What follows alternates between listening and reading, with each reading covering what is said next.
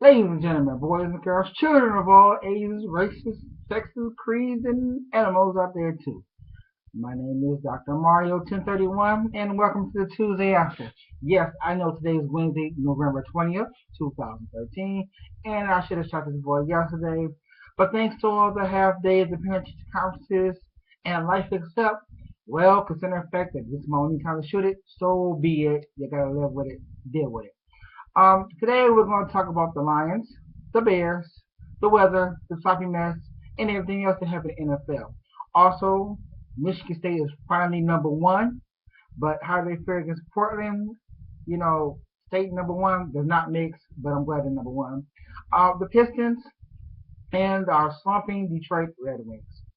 All right, first off, we're going to talk about number one, Michigan State. Yes, I usually start off in football, but they was a little different. Um, for the first time in about don't know how many years, the number one ranked team in the country are the Michigan State Spartans. Yes, and I really do not like Michigan State being ranked number one because now they have a target on their back. However, the Big Ten season has not started yet, so the number one ranking will last at least good 3 or 4 weeks before it falls off the backs again. The way they whooped on Kentucky a couple weeks last week, it was wonderful. It was beautiful. It was marvelous, and I enjoyed it. Although I didn't watch the game, I did hear about it, and I'm glad they did. So yeah, I don't watch much anymore. I get up too early. Okay, moving on later on, we go on to the Detroit Lions. A caller said it best on 97.1 The Ticker when they said that what happened to the Lions in the first, third, and fourth quarter, and I had to ponder myself that question because first quarter the Steelers was jumped all over them. Then I go back in the second quarter, 27 straight points for your hometown Detroit Lions. I'm like, wow. And Matt Stafford and Calvin Johnson have set records just in the second quarter. However, we talk about the Lions, we talk about the second half, we talk about the defensive problems that the Lions have during the second half of the season. And it showed again. Second half came, the Lions did not show up. The way I hate to say it, they didn't, unfortunately. And the Steelers were able to do what they needed to do to come back and win a miraculous victory. However, the idiot of the week number two goes to the Detroit Lions and whoever called the fake field goal. No, it's not the call that got me. It's who ran the ball that got me. If you're gonna call a fake field goal, at least have another quarterback in there who can handle the ball on a bad snap and who can run it. Now, Jim Schwartz said it best when he said, I will run it again. And, listen, line for Schwartz, I'm going to tell you, this is my song to you. This is by Mr. No Regrets. And you're going to hear it here first on the Tuesday After Show. This is a snippet. Here we go. I have no regrets, and I'm home.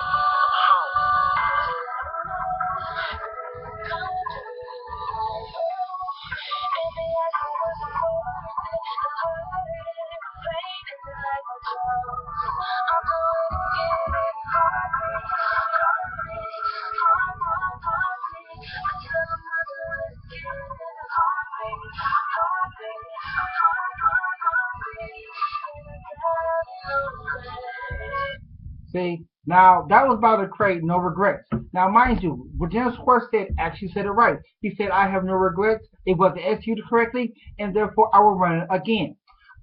Listen, now everybody knows you're going to run a fake field goal in the game. Dumb move, Schwartz.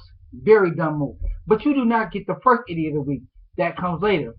Meanwhile, the weather in Chicago was stormy and delightful. The rain came down like Madden would have loved it when he coached the Oakland Raiders. Of course, the Bears' defense was not lovely before the weather, but that hour rain delay, yeah, remind me of the Super Bowl once again. We call it Super Bowl Part 2, the regular season edition. My earlier broadcast, I talked about Port Huron High and Port Huron Northern and how that weather reminded me, the lights go off and middle of third quarter, yeah, we have a delay waiting for the lights to come back on. It took an hour. Yes, I got paid for that. I'm gonna love that. But anyways, this time we have an hour delay because of a severe tornado warning. I do admit the game lasted all the way till 6 o'clock, but it came out beforehand. Baltimore was running all over Chicago, And the weather delay is what the Bears needed. To top it all off, they did win in OT because Baltimore won the toss, and Harbaugh, the coach of the Ravens, decided to take the ball first. Well, Harbaugh could have did a Monday morning way and took the win. Yeah, I went there. I'm not going there again. Marty Morningway mentioned today on the Tuesday after. But Harbaugh said it, but said, you know what? I still took the win. You know what? If the call was made a few years ago before the rule was taking effect, you probably would have. But since you wasn't coaching in the field then, well, I can't knock you for that.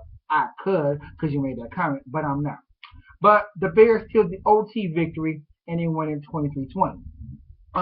Mind you, in other news, boy, we got a lot to cover today. The Packers ain't the Pack no more. In New York, let's say they're gonna rule the NFC East again. They're catching up to Philly right now. They beat the Green Bay Packers 27-13. Man, I'm not gonna tell no why. I miss Aaron Rodgers. Well, in some aspects at least. This Green Bay does not feel like Green Bay anymore. Aaron's going to be up for at least another couple of weeks, and I wonder why. That collarbone that he took against the Bears, yeah, well, so sad for Green Bay, so sad.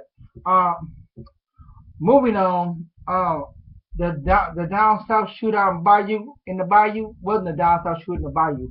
Drew Brees had control of the game. New Orleans beat San Francisco 23-20, and I'm gonna tell you the truth, it wasn't a game.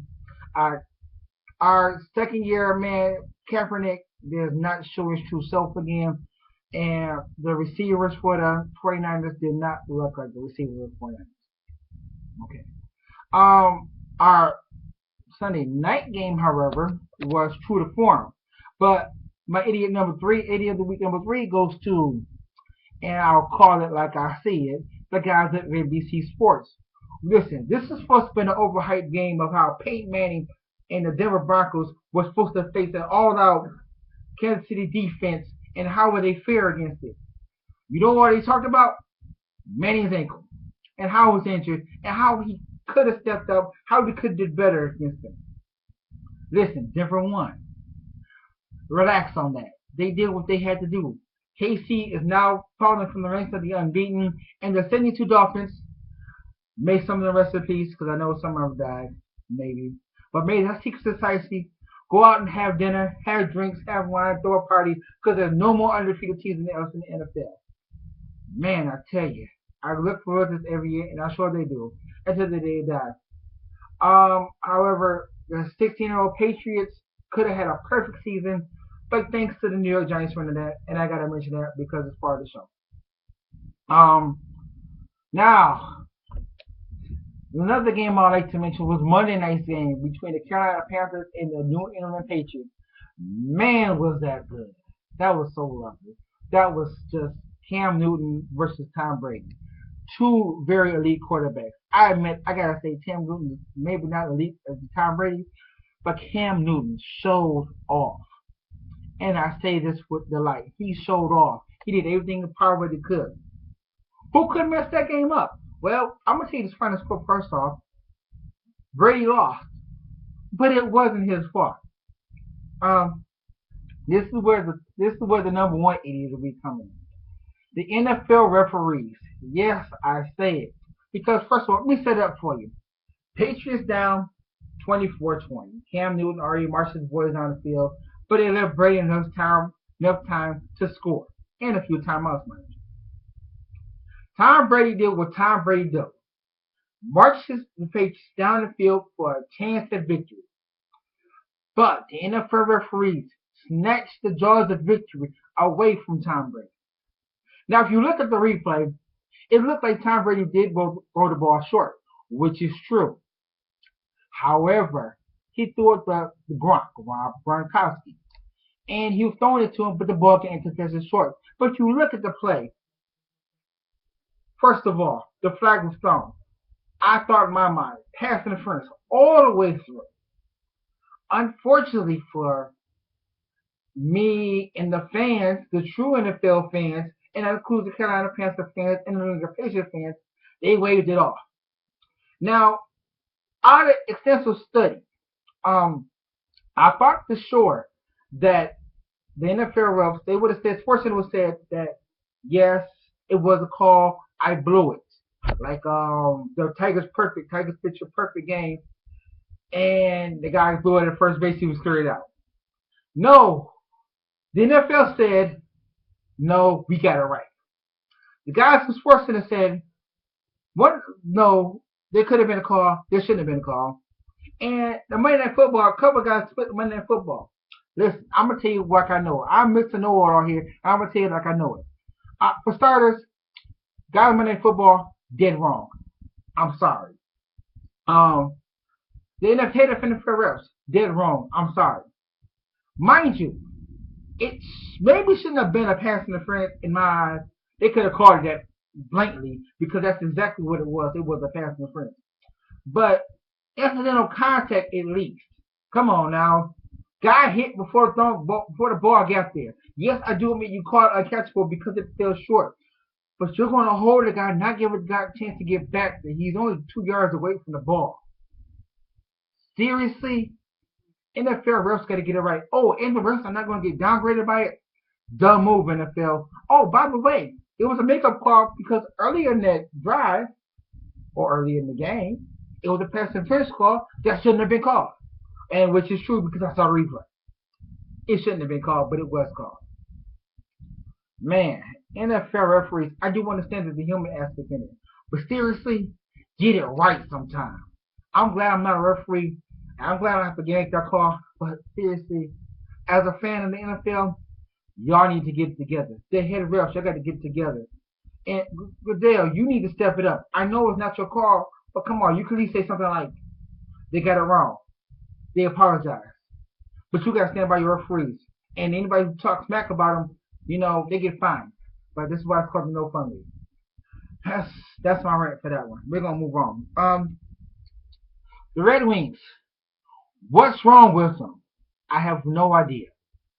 7 winless in a row. First of all, yes, I called for the move for the Red Wings to go east. I called it. I didn't call on this show, but I called for the move to go east. And I'm glad they went east. I'm so glad. However, a 7-game winless streak, get real. Y'all lost at the show. At least y'all scoring points on losing. This time y'all didn't score a point at all. Seriously, come on now. Get it together, please. I'm serious. It's just, it irks me so bad. Makes my, Let's knock it off. Grateful news for Detroit Pistons, however. They beat the New York Knicks last night. Wow. Really? They couldn't beat the Lakers without Kobe Bryant, but they beat the Knicks with Carmelo Anthony. Doesn't make sense to me. It was a West Coast game versus a home game. Yeah, well, we go back and forth with that one. Okay. Get off it, Mike. Get off it. Okay. Well, Rodney Stuckey even comes scoring double figures off the bench. I still think Rodney needs to go or needs to step the team up, whichever the case may be. Either way it goes, he needs to do something. Hands down. Okay, I gotta get out of here, so I'm gonna give you my 6 cents of the day. And this goes off to my man Yellow Lion. Yes, I did see your videos. Yes, I do think it's ratchet for people to buy underwear out of Walmart. But I also think it's also very ratchet for people to a Walmart to even sell them and they're not even bagged up because it's very unsanitary. You're buying bras is not bagged up. You're buying clothes not bagged up. You might go to Salvation Army and wash them out yourself and buy them. That's my point. Second thing, Kato, come on, OJ's been down and up for years. I'm not gonna knock you for the Kato reference. Yes, that's true. Man, I do believe OJ did not drive the Broncos the night that infamous night that he cut off Game 5 of the NBA Finals of Houston versus New York of the year 1995, I believe. And I do believe that Kato probably would have done it, but it's been 13 years. I don't want to go that far anymore. I'm sorry. I like it, bro, but no more. I do admit, Kato, you have a good point about Kato Kaelin, but OJ's been doing so much stuff since that day, then he's probably guilty of something. Point blank. I admit he doesn't fit. Black man cannot fit ice on the gloves, but well, hey. Okay. My other thing is is that, but young lion, please make some more videos. I'm looking forward to you. I'm glad for your comments. This is my comment to you. Please make more. I know you got a mind to say, to have stuff to say, so please make more. Okay. Once again, I'm sorry for this to be the Wednesday. This is the Tuesday after, but this is the Tuesday after, and I'm calling it that because that's what it is. I look forward to seeing y'all next week. And I look forward to seeing y'all tomorrow too because I got another video planned for y'all. I know I said I was gonna do it, but it'll be tomorrow or Friday. I said I was gonna do it, but I'm gonna do it.